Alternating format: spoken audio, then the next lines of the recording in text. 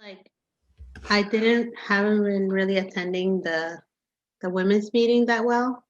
I'm usually late, so I don't know what to expect. But um, yeah, so I've been coming to this church for like wow since 2009, I believe, in LA. Yeah, so I met the church through my friend who was we both went to UCLA in Los Angeles, the university. So I didn't know her at first, but I was really interested in going overseas to volunteer. And then she was doing flyering. So we have a program called the Good News Corps, and it's like an overseas volunteering program. And you go out of the country for like 1 year, and you volunteer, and you go as a short-term missionary, but you're also teaching English or teaching whatever your major is. You can teach that. So my major was international development, and I was really interested in sustainable development. So like being green, recycling programs, things like that. So we did those type of programs in. I went to Peru in South America, and I was really surprised because usually you go to a place where you don't speak the language, you learn a whole different language. But I learned Spanish, more Spanish, because I already knew Spanish. And then I was used as a translator too. So it was really a good time. But um, how I how I received salvation, which I want to share, is I my whole life I thought I was good. I was a good person, and I didn't hurt anybody. I did my best. My family was really good, and I had both my parents. They taught us to work hard. They taught us to do our best. As I was growing up, my we were Catholic, so we were really like no, no, it was really emphasized that we should be good, that we should, serve others and love others and things like that. So I thought, I love others. I always do my best for other people, and so I thought that I was that kind of person, that I was a good person. So I was caught between the good and bad. So like do good and don't do bad. That was my like thought. So I think that's a lot of religions like Buddhism and Muslim, any religion in the world, they'll tell you do good and don't do bad, right? So I think that it was really hard for me to get out of the mindset. So I went to college, UCLA, when I was 18. So I moved out, and once I moved out, I was like nobody was there to see me or to um to stop me if I wanted to do something. So I started to meet friends and new people, and I had a new boyfriend and everything in college the first year. And that's when I started to like go out and party and drink. So it just started like, oh yeah, just for fun, I'll just go out, with this person because she wants to go and see how it's like. So I'll just go with her to like kind of help her, and not I didn't want to think that I was gonna go party and I was gonna go enjoy. I was gonna go with this person to help her, So that's how it started. But as the college time went along, we just started to like have um so I started to like party a lot more and more and more. And I had so many friends. I was in a sorority. I had a lot of people that I knew because I went to a lot of clubs and stuff, like different like Latino club. I even joined like the Cambodian club, like different types of clubs just to meet new people. And so I knew a lot of people. And even though it looked like I had a lot of friends, actually, all we did was party when we went out or when we met. We didn't really do anything other than that. So we just had fun. And then in my heart, I felt like, oh, I shouldn't do this. I should, go to church and, do my work and not go out because my grades are not, it's really hard to get a good grade if I'm partying. So I felt guilty and more guilty in my heart. So I also had my boyfriend. He we were together like the whole college time, and we thought, we're gonna get married and have a good life. But actually, when I went to study abroad in France for like a whole summer, I found out he cheated on me. So I was like really, really hard. Like I was really brokenhearted and really like it was just the worst thing. So I kind of like I thought, should I break up with him? But that was the first time anybody like hurt me because my whole life I've been protected and I've been like very like had everything and everybody was really good to me. I was good to people. So that was pretty much the first time and it really affected me. And I didn't think I would be the kind of person, but I cheated on him. I started cheating on him because I wanted to like get over that pain somehow. And I thought, oh, this is how I'm gonna do that. So I met this other guy. So it was just like I tried to take care of my pain in my heart through many different ways, and I thought that that would be the way. And so I didn't think I was a cheater. I didn't think I was like a party goer. I didn't think I was like a drunk. I didn't think I was any of those things. But little by little, all those things were coming out because for the first time I was by myself. So I didn't think that, that I was a bad person, but I was slowly becoming into a bad person in my standard, like a bad person. So when I looked at myself, I said, oh well, I just try to justify by going to church on Sunday or asking for forgiveness on Sundays. So I would have that cycle where, during the weekend I would go and do whatever I wanted, then go to church, ask for forgiveness, and over do this. And it was just a cycle that I couldn't get out of. So when my friend, it was like the last year of college that I met her, and she invited me to the workshop. So I went, and then I think there was a Bible seminar at the same time. So when I went to the Bible seminar and I heard all these words that were opposite of what I've always known. And they when I had fellowship with her, she told me that she read from Jeremiah. Let me see, Jeremiah 2, verse 13. It says, "For my people have committed two evils. They have forsaken me, the fountain of living waters, and hewn themselves cisterns, broken cisterns that can hold no water." So when she read this to me, I was I didn't understand it at first, but she would explain that we try to, you know, we don't go out to God. We try to make our own happiness, our own things but all we are is broken cisterns. That means that we're broken vessels of things. So we try to fill it with many things to be happy and many things to be satisfied in life. But every because it's broken, it's like trying to hold water in a broken pot.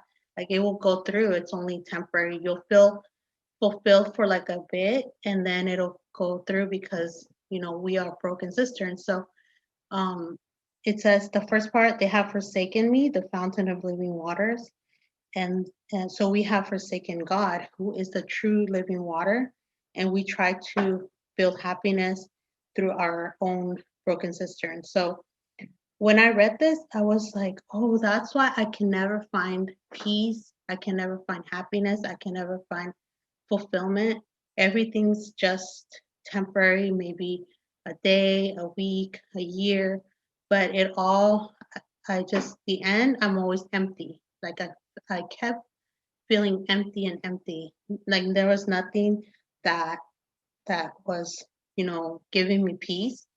So, even though I thought I have a good future. When I graduate, I'll have a good career.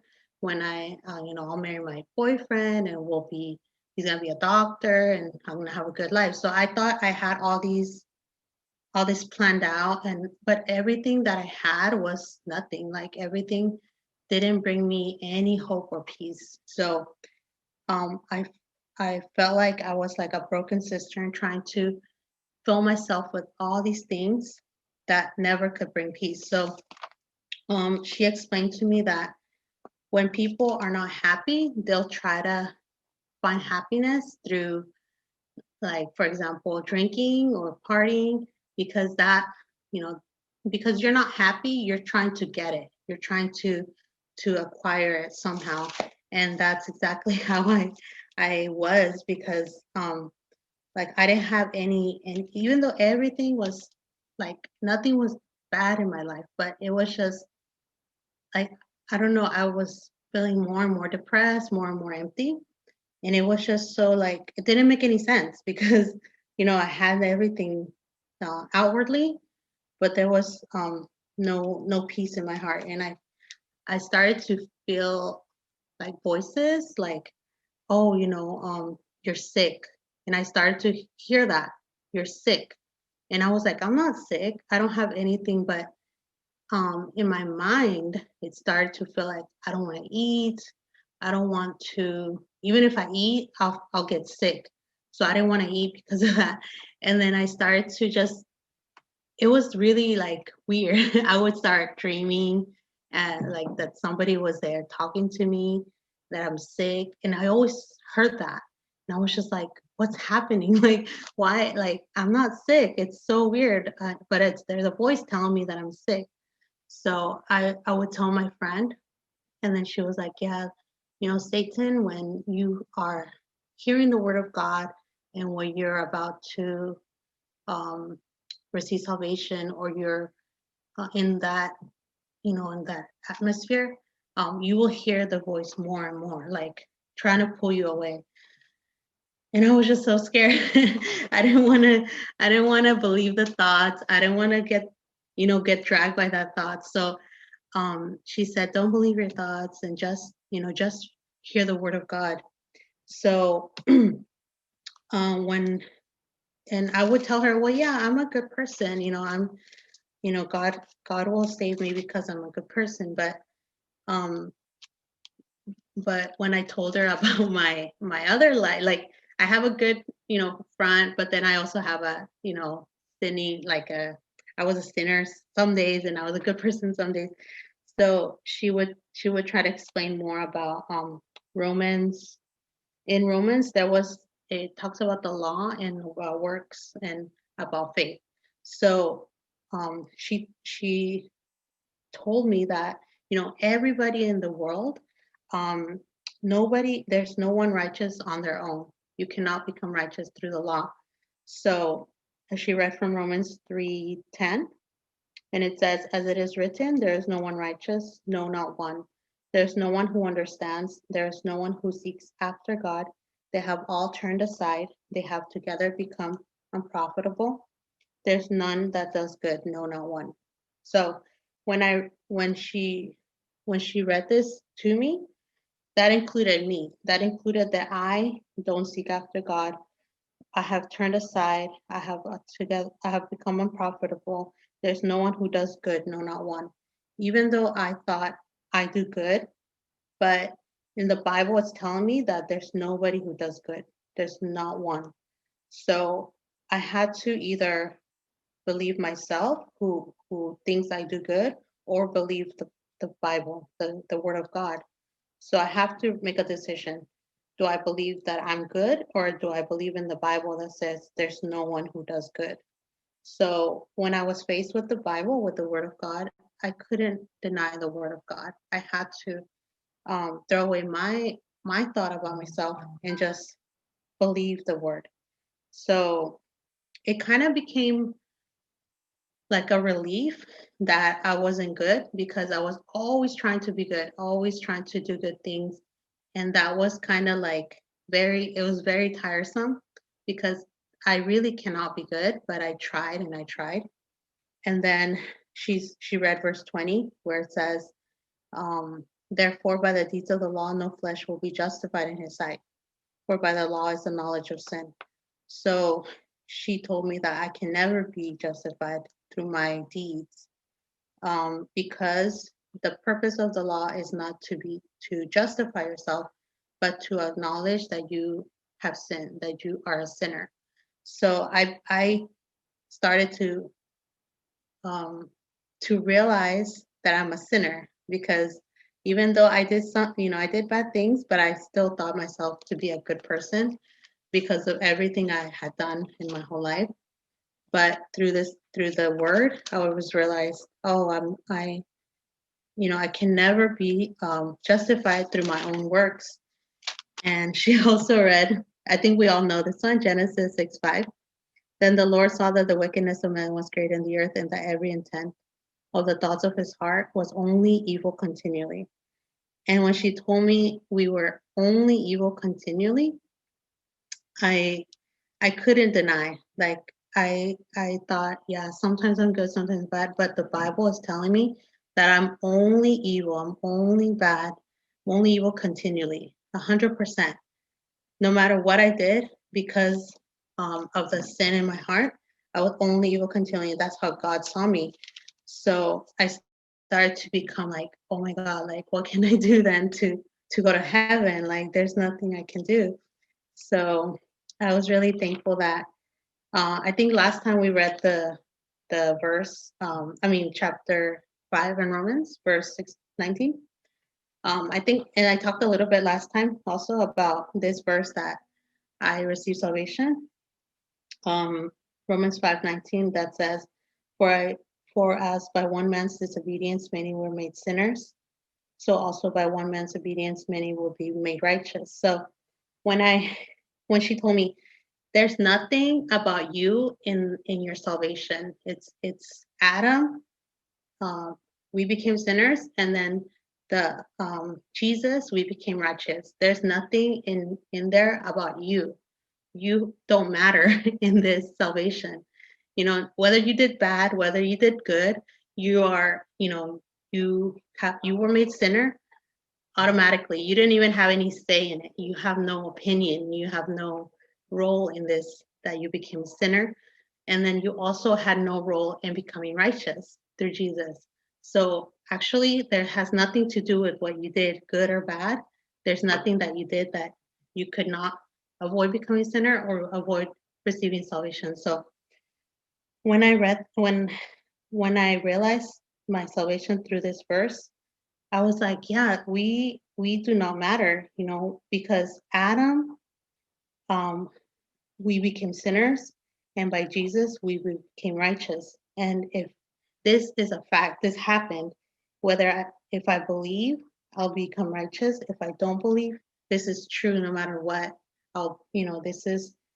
This is our salvation. If I believe it, I'll become righteous. If I don't, then I can't receive salvation. So I was really thankful because like I said, I was just so tired of trying to be good, trying to please God by myself, by my works.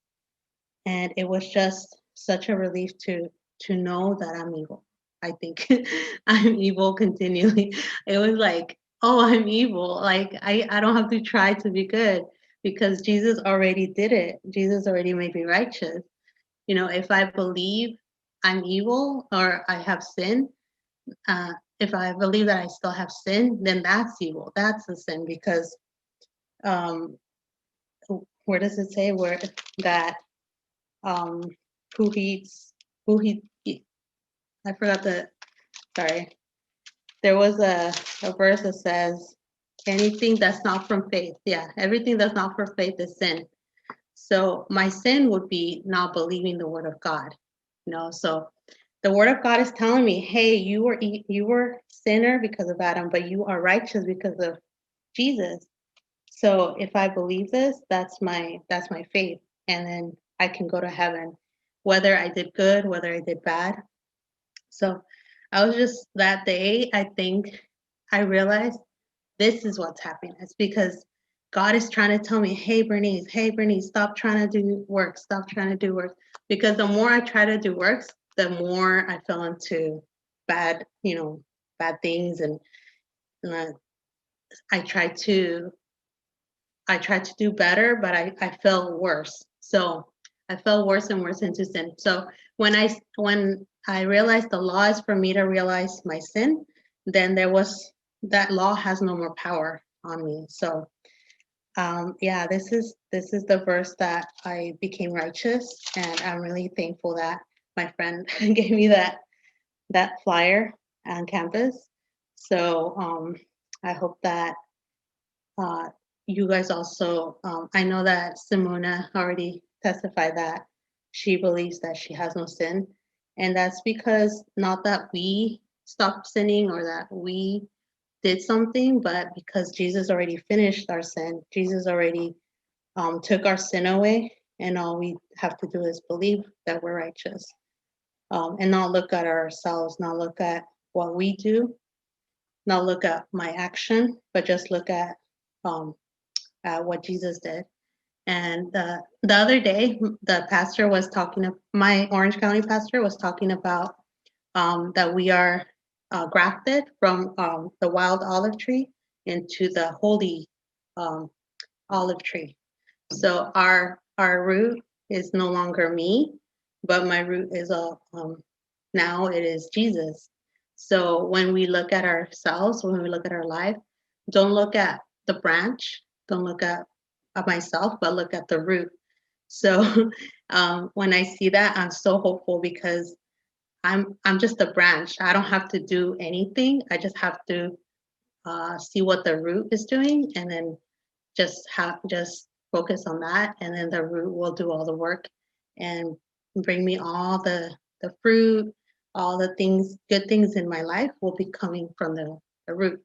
So yeah, I just wanted to share that. I hope it wasn't too long. Yeah, thank you.